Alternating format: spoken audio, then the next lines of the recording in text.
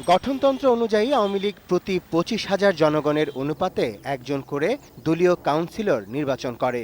অর্থাৎ যে জেলার জনসংখ্যা ১০ লাখ সেখানে আওয়ামী লীগের ৪০ জন নেতাকর্মী কাউন্সিলর হিসেবে অংশ নেবেন জাতীয় কাউন্সিলে। কাউন্সিলর থাকছে আমাদের এবারের কাউন্সিলে জনসংখ্যা অনুসারে ৬,৫৭০ জন, সম পরিমাণ ডেলিগেটস থাকছেন। মাননীয় নেত্রী শেখ হাসিনার নির্দেশনায় আমরা আরেকটি করেছি, সেটি হলো আমন্ত্রিত অতিথি। এই সম্মানিত আমন্ত্রিত অতিথি লক্ষাধিক আসবে। এরই মধ্যে বাবার এলাকা রংপুর থেকে কাউন্সিলর হয়েছেন শেখ হাসিনার পুত্র সজীব ওয়াজেদ জয়। ফরিদপুর থেকে কাউন্সিলর হয়েছেন আওয়ামী লীগ সভানেত্রীর কন্যা সাইমা ওয়াজেদ পুতুল ও তার স্বামী খন্দকার মাসরুর হোসেন।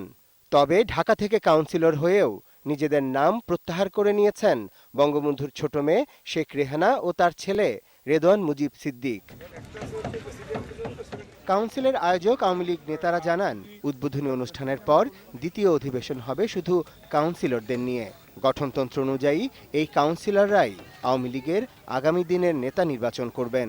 যারা বিদেশি মেহমান আসবে তাদের জন্য এবং সারা দেশের তৃণমূল পর্যায় থেকে আমাদের যে কাউন্সিলর ডেলিগেটরা আসবে এবং আমন্ত্রিত অতিথিবৃন্দ যারা আসবে সবার জন্যই আমরা আলাদা আলাদা করে ব্যবস্থা নেওয়া হয়েছে, যাতে স্বস্তিতে শান্তিতে নির্বিঘ্নে যারা যাতে অংশগ্রহণ করতে পারে।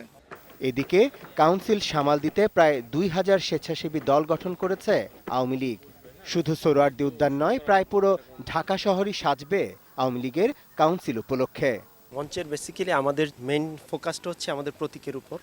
পাশাপাশি যেটা থাকবে আমাদের যে সিম্বলটা, পিছনের অ্যানিমেশনটা হবে একটা সূর্যের মতো। কারণ এই আওয়ামী লীগকে ঘিরে, এই নৌকাকে ঘিরেই কিন্তু এদেশের স্বাধীনতা যত অর্জন, আমাদের সব কিছু কিন্তু এই নৌকাকে ঘিরে। আওয়ামী লীগের ইতিহাস, মুক্তিযুদ্ধের ইতিহাস, মুক্তিযুদ্ধের সঙ্গে আওয়ামী লীগের সম্পৃক্ততা, টোটালটাই একবার যদি মাঠটা ঘুরে আসে ইনশাল্লাহ সবটাই পেয়ে যাবেন আর কি।